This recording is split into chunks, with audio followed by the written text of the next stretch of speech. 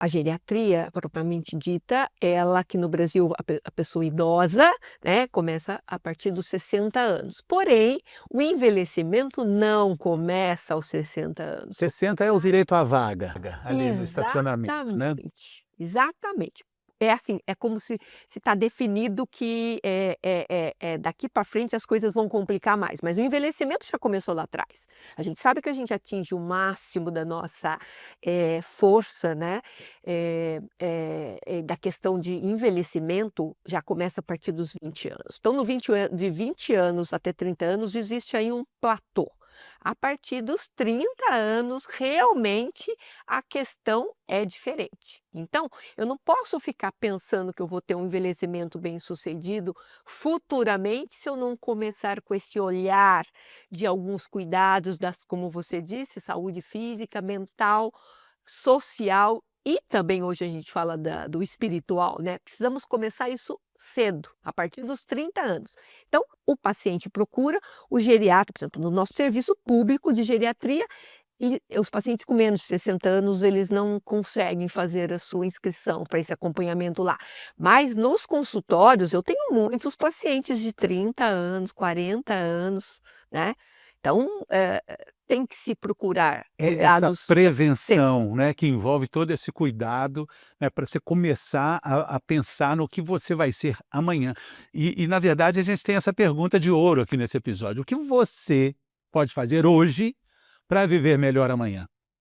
A lista é imensa, né, doutora? Muitos aspectos, né, porque como a gente falou de várias dimensões, né, na dimensão se você colocar nessa dimensão de saúde física, dentro da dimensão de saúde física, a gente tem várias outras dimensões, cardiovascular, músculo esquelético, metabólico, né, a questão, metabólico e junto aí a gente já engancha a questão hormonal, principalmente das mulheres, né, que acabam tendo envelhecimento um pouco mais precoce, um pouco mais rápido que os homens, né. Porque a andropausa, ocorre em torno de 70 anos, enquanto as mulheres da menopausa, a partir de 40 anos, já começa a ter aquele declínio maior da sua saúde. Doutora, é interessante a gente falar de menopausa e andropausa, porque isso define datas diferentes, até mesmo de vida, né? O homem vive menos, embora a andropausa comece mais tarde, mas ele tem uma qualidade de vida até de frequência ao médico que é menor do que das mulheres, né? Sim,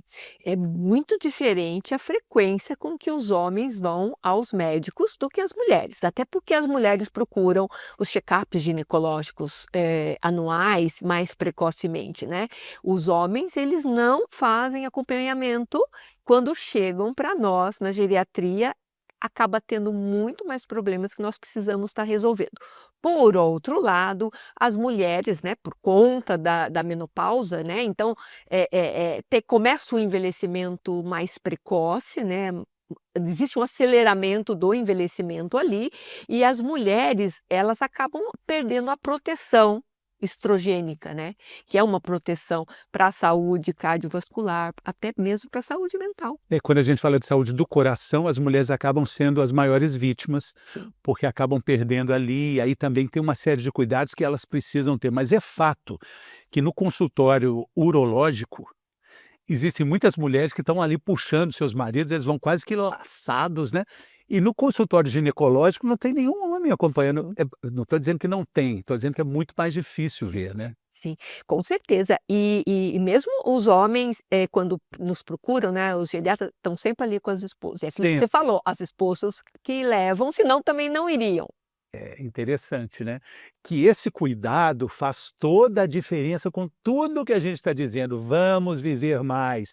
Essa é a informação relevante que a gente tem aqui no Diálogo de Saúde. Mas temos que saber como, né, doutor? Vamos viver mais, mas vamos viver com qualidade de vida. Sim, sim. Aquela diferença entre envelhecer é para todo mundo, mas amadurecer não é para todo mundo. Amadurecer é cuidar da saúde, amadurecer é entender o processo, amadurecer é ter consciência dos seus processos, o que você precisa comer, o que você precisa beber de água, de líquido, para viver melhor, né, doutora? E o autoconhecimento hoje para a saúde é um pilar muito importante. Exatamente. E tudo passa também pelo movimento, pela informação desse movimento. A gente tem uma das informações que a gente tem várias aqui nesse episódio. Olha só, as panturrilhas são o nosso segundo coração. Cuide bem delas, cuide bem das suas panturrilhas. Quando a gente fala de autocuidado, a gente tem que falar de movimento. Quando a gente fala de movimento, tem que lembrar das panturrilhas, doutora. A panturrilha não funciona sozinha se você ficar parado. Você precisa ter a movimentação. Vou me movimentar mais uma vez aqui, movimentando as minhas panturrilhas, porque elas estão bombeando o sangue de volta para o coração. O sangue desce, as panturrilhas mandam o sangue para cima. Sim. E é esse movimento que vai fazer a vida acontecer de fato, né? Questão de inchaço nas pernas, né? Inchaço nas pernas, por quê? Porque a panturrilha está trabalhando pouco. Então, se você tem uma panturrilha forte, tem um sistema circulatório bom, você também não vai ficar inchado, né? Porque você vai estar conseguindo ter uma drenagem melhor do sangue da periferia para o centro e aí ter a sua, né, a questão da diurese e todas as funções fisiológicas. E esse conjunto de exames, a gente poderia enumerar aqui alguns, uma série de exames que seriam fundamentais para a gente ter com rotina, para colocar meio como regra. Eu gosto muito daquela ideia de fazer esses exames, pelo menos no dia do seu aniversário, que é um presente que você se dá para mais um ano de vida com saúde, com essa bênção de ter saúde, né? Olha que legal essa ideia, né, do aniversário. Não é bacana? Gostei, gostei, porque assim, as pessoas precisam procurar por atendimentos, né? Muitas vezes elas acham que estão bem porque elas não estão apresentando uma doença, mas como nós falamos, né, saúde não é só não ter doença, né? Não é a ausência das doenças. Exatamente. Então, precisa cuidado. E aí, qual o check-up? Quando está fazendo? Então, começar o envelhecimento, a gente já tem que ter alguns cuidados. E esse check-up nosso, as orientações que nós damos em relação a alguns exames, vai depender muito da faixa etária e também do gênero do paciente, né? Doutora Fânia, sobre essa questão muito interessante, é o tema do nosso Mitos e Verdades, o nosso quadro. Olha só que interessante. Olha a frase que a gente tem no telão. Se eu me sinto saudável, eu não preciso fazer exames anuais. Mito ou verdade? Mito ou verdade, doutora Fânia? Mito, né?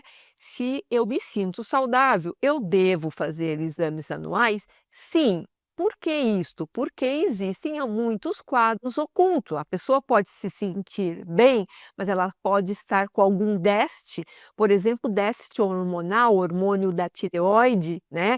O paciente pode se sentir, no caso de um hipotireoidismo, sentir que está com sonolência, memória mais fraca, e isso ele pode interpretar como um cansaço e, na verdade, é um déficit de hormônio. Então, precisamos sim estarmos fazendo avaliações precoces de glicemia, de colesterol, de eletrólitos, de hormônio, tudo isso precocemente.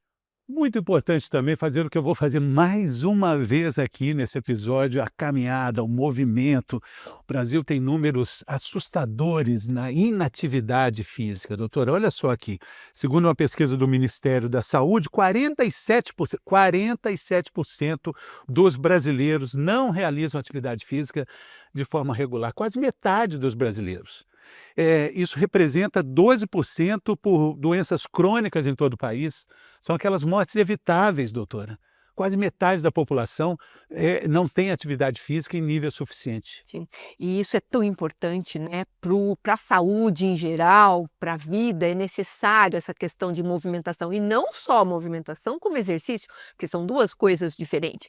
Movimentar-se é importante, muito importante, mas o que a gente tem de recomendação hoje como promoção à saúde são exercícios físicos. O que a Organização Mundial de Saúde hoje recomenda em termos de exercícios aeróbios, né, exercícios que envolvem fôlego, caminhada, por exemplo, 150 minutos de exercícios aeróbicos na semana. Isso para prevenir os eventos Não é cardiovasculares. tanto. Isso Seria é distribuído entre a semana. 30 minutos por dia, de segunda a sexta. Você acha muito? Então imagina, você vai ficar só 30 minutos na internet, só 30 minutos com o celular, levantando o dedinho para cima e para baixo, arrastando a tela. É muito pouco. Então por que não pode ser para atividade física? Sim, Mas caminhadas. mas é importante fazer um parênteses, porque isso também faz parte da realidade de muitas brasileiras, de muitos brasileiros que não têm tempo para atividade física. Não tem tempo, a vida é muito atribulada, doutora. O que falar para essas pessoas? Como é que elas podem colocar esse movimento no dia a dia? Ótima questão, porque a gente, Já ouviu enfrenta isso no consultório? muito, muito, muito. E aí a gente orienta a movimentação. Você sabe que essa questão até tecnológica, e eu acho bem interessante das pessoas falarem dos passômetros, né, colocar, eu preciso ter um número de passos por dia para estar bem. E é verdade, as 10.000? pessoas o que que nós temos, a verdade, 10.000, as pessoas estariam muito bem, é o que a gente quer, mas se pelo menos as pessoas tiverem 4.000 passos por dia, A senhora isso facilitou demais a vida, pelo menos isso em relação passos. a gente buscar os 10.000 passos, mas os 4.000 passos para você pelo menos não colocar o paciente como sedentário, porque o sedentarismo hoje ele é fator de risco não só para doenças cardiovasculares, que mata muito no mundo inteiro, a principal causa de morte no mundo inteiro, mas nós sabemos que o sedentarismo hoje é fator de risco para demência. Poucas pessoas sabem, mas ser sedentário aumenta a sua chance de demenciar com o envelhecimento.